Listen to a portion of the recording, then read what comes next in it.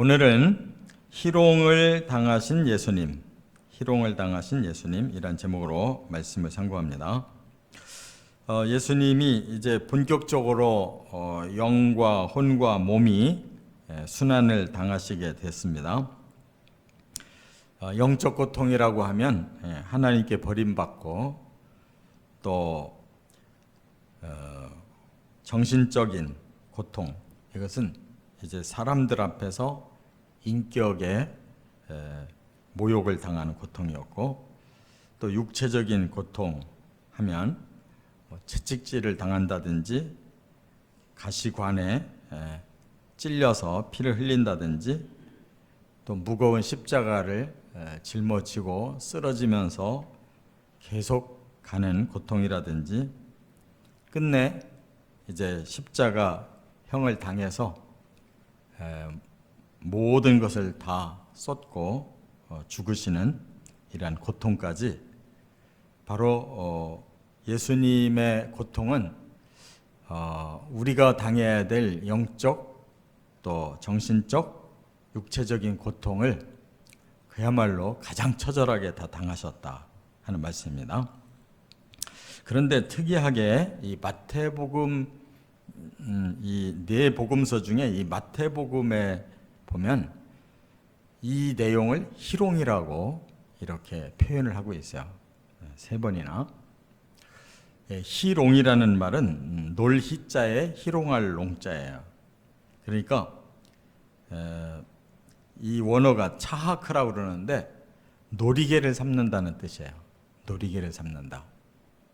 근데 참 이해가 가지 않는 것이, 예수님이 지금 가장 처참한 그 십자가형을 당하고 계시는데 사람들이 오히려 그걸 놀이개감으로 삼고 이렇게 희롱을 했다는 거예요.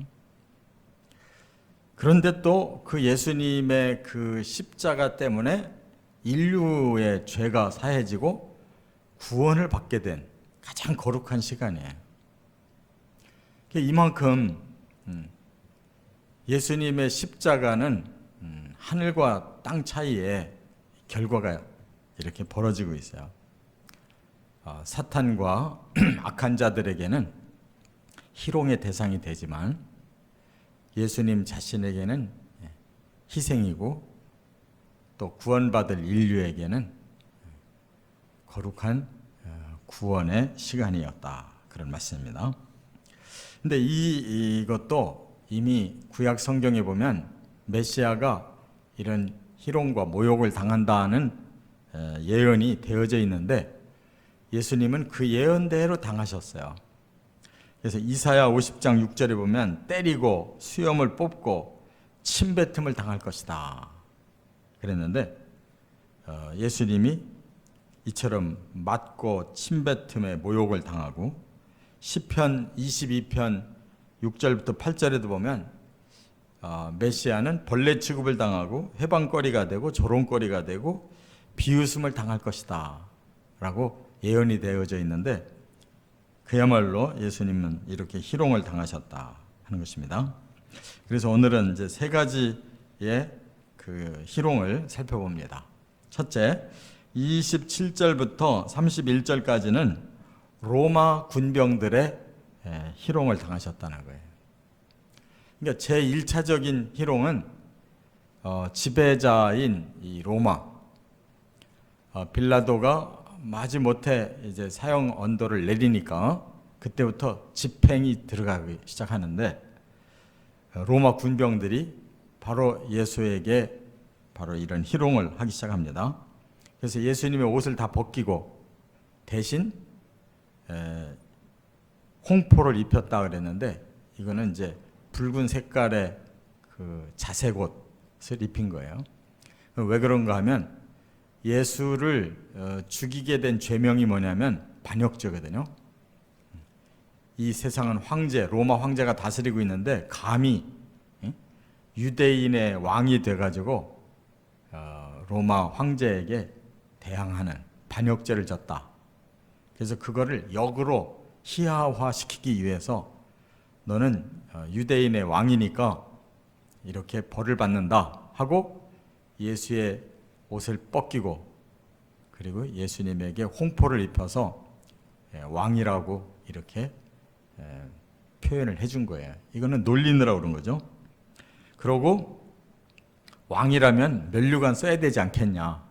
그래서 가시나무를 가지고 이렇게 관처럼 엮어가지고 씌웠단 말이에요. 이 가시 하나만 찔려도 무지무지하게 아픈 건데 아주 가시나무로 관을 면류관식으로 만들어가지고 그냥 머리에다 푹 집어넣어 버리면 이 머리가 굉장히 피가 많이 도는 곳인데 여기에 온 곳에 피가 다 흐를 수밖에 없는 거죠. 그 다음에 또 왕은 왕의 지팡이가 있지 않느냐. 그래가지고 갈대를 지팡이라고 들려줬어요. 오른손에다가. 그리고는 그들이 놀리느라고 예수님 앞에 무릎을 꿇고 왕이여 평안하십시오. 유대인의 왕이여 평안하십시오 하고 이렇게 또 희롱을 해요. 그리고 정말로 예언된 말씀대로 침을 뱉고 갈대를 오히려 또 뺏어서 머리에 그 가시관을 막 두들겨 패니까 얼마나 많은 피를 흘리셨겠어요. 이렇게 또 희롱을 다 하고 나니까 다시 또 옷을 벗겨요. 그 많은 사람들 앞에서 옷을 다 벗기고 다시 또 본래 예수님의 옷으로 갈아입혀요. 이래가지고 사형장으로 끌고 갔다 그 말이에요. 그 사형장을 이 골고다라고 하는데 이거는 무슨 뜻이 있냐면 해골이란 뜻이에요. 해골. 그러니까 사람 죽여서 해골만 쌓여 있는 곳. 그게 사형장이에요. 이름입니다. 요한복음 19장 17절에는 이렇게 예수님은 사형장으로 끌려가셨다 그랬어요. 이와 같이 로마 사람들은 그 당시에 온 세계를 지배하는 자기들이 소위 온 세계를 낙원 만들 것이라고 가장 앞장서 있는 자들인데 그들이 예수님을 이렇게 희롱한 것은 그만큼 그들의 죄악이 가장 컸다 하는 것을 알 수가 있어요. 두 번째 32절부터 38절까지 보면 십자가 상에서의 희롱을 볼 수가 있어요. 십자가에 매달면서도 희롱을 해요. 이 십자가의 길을 이제 가기 시작하시는데 이거를 이 비아 돌로로사라고도 하거든요. 십자가의 길, 고난의 길, 슬픔의 길. 그게 이제 그 예루살렘에 가면 빌라도의 관저에서부터 이제 그 골고다까지 이렇게 언덕까지 가는 길이 직선 코스로 가면 800m밖에 안 돼요. 그렇게 긴 길은 아닌데 그곳에서 예수님이 열 몇 번을 쓰러지셨다라고 하는 그런 그 장소가 있어요. 그 중에 제일 먼저 쓰러지신 곳이 바로 여기 본문에 나오는 예수님이 쓰러져서 더 이상 못 가니까 그 옆에 있던 무작위로 한 사람을 끌어다가 대신 십자가를 지워요. 그 사람이 여기 구레네 사람 시몬이라고 그랬어요. 이 구레네라고 하는 것이 바로 지역인데 지금의 애굽과 리비아 그 사이쯤 되는 것으로 생각합니다. 그러니까 아프리카 사람이죠. 근데 그를 억지로 십자가를 지게 했다. 사형장으로 끌려가는 그 십자가를 자기가 죄도 없는데 막 네가 십자가 매라 할 때 얼마나 기분이 나빴겠어요. 근데 여기에 보면 알렉산더와 루포의 아버지다 이렇게 자세하게 가족사항을 설명하고 있거든요. 여기 뜻이 있는 거예요. 이 중에 루포라는 아들 이름이 또 나오는데 이 로마서 16장 13절에 보면 사도 바울이 그 집에 문안을 해요. 그리고 그 루포의 어머니가 곧 나의 어머니다라는 말을 해요. 그만큼 어머니 같은 분으로 사도 바울이 굉장히 존경도 하고 또 많은 사랑을 나누는 관계라는 것을 알 수가 있어요. 그러니까 이 두 곳을 추종해 보면 구레네 시몬은 억지로 십자가 매게 됐지만 결과적으로 그 가족이 예수 믿고 나중에 가장 예수님의 선교 사역에 큰 일을 한 사도 바울을 잘 섬겨준 이런 훌륭한 신앙의 가문이 됐다라고 깨달을 수가 있어요. 그리고 이 내용이 이제 누가복음 23장 27절 이하에 보면 반대로 가장 슬퍼하는 자들이 있었어요. 이렇게 희롱하는 가운데서도 가장 슬퍼하는 자, 그게 누구냐? 여기 보니까 백성과 및 그를 위하여, 그러니까 예수를 위하여 가슴을 치며 슬피우는 여자들의 큰 무리가 따랐다 그랬어요. 그러니까 이 남자 제자들 다 도망갔는데 이 여자 제자들은 그래도 많은 사람들이 거기에 나와서 예수님 심판받는 거 또 보고 또 끌려가실 때 그 뒤를 따라서 가면서 슬피 울었다는 거예요. 왜 이 백성은 저렇게 구주를 모를까? 또 왜 예수님은 저렇게 고난을 당하셔야 될까? 하고 슬피 울었다는 거예요. 그때 예수님이 돌아보고 이렇게 말씀하셨어요. 예루살렘의 딸들아, 나를 위해 울지 말고 너희 자녀를 위하여 울라 하면서 이제 이 땅에 큰 환난이 올 것이다 라는 것을 예언하는 그런 말씀을 하셨거든요. 그러니까 이 십자가의 길은 그만큼 고난과 슬픔의 길인데 바로 너희를 구원하기 위해 내가 가는 길이기 때문에 나를 위해서 울지 마라. 오히려 너희 자손들이 앞으로 당할 그 고난을 생각하고 울어라 라고 예수님이 교훈을 주셨어요. 또 거기 갈보리 산에 도착하니까 이제 군인들이 십자가에 매달기 전에 예수님의 입에 쓸개 탄 포도주를 줬다 그랬어요. 이 말은 뭐냐면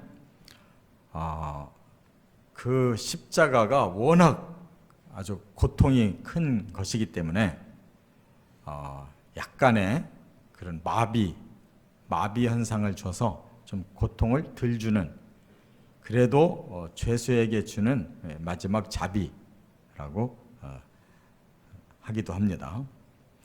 거기다가 이제 예수님은 가운데에다가 십자가에 못 박고 양쪽에다가는 두 강도를 한 사람씩 십자가에 못 박았다는 거예요. 그러니까 결국 예수는 누구냐?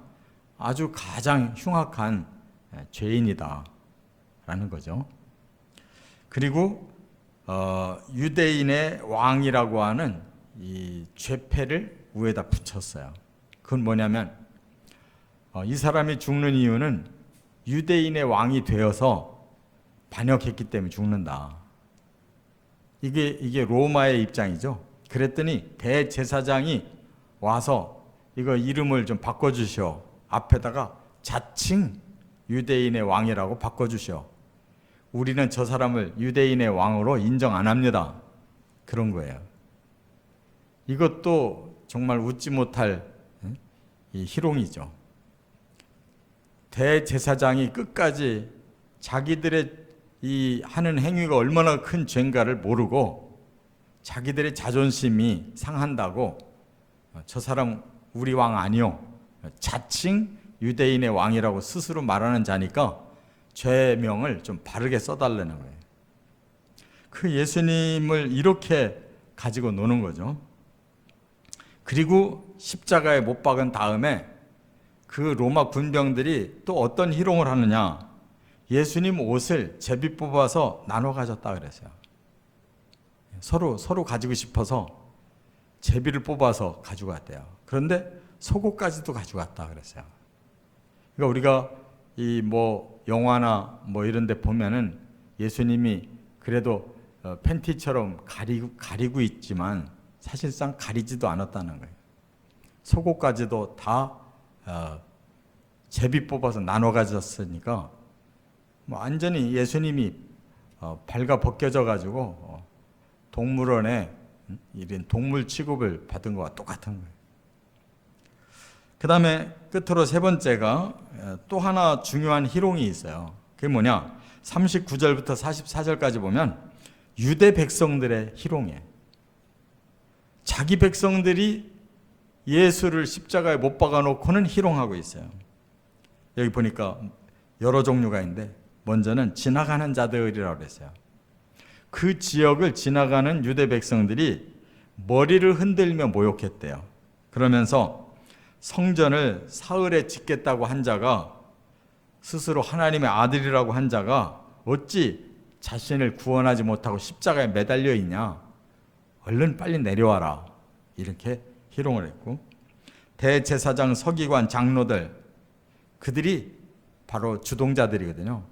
그들이 또 이제는 노골적으로 너 이스라엘 왕이라면 그 권세의 힘으로 내려와라, 그러면 우리가 믿어줄게, 이렇게 비웃음을 지면서 말했다는 거예요.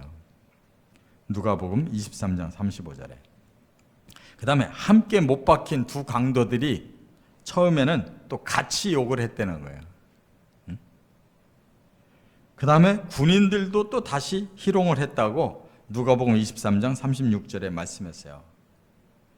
이와 같이 유대 백성들, 뭐 군인들 할 것 없이 계속 십자가에서 피를 흘리고 고통받는 예수님을 불쌍히 여기는 사람이 없이 그냥 계속 희롱을 하고 있다는 거예요.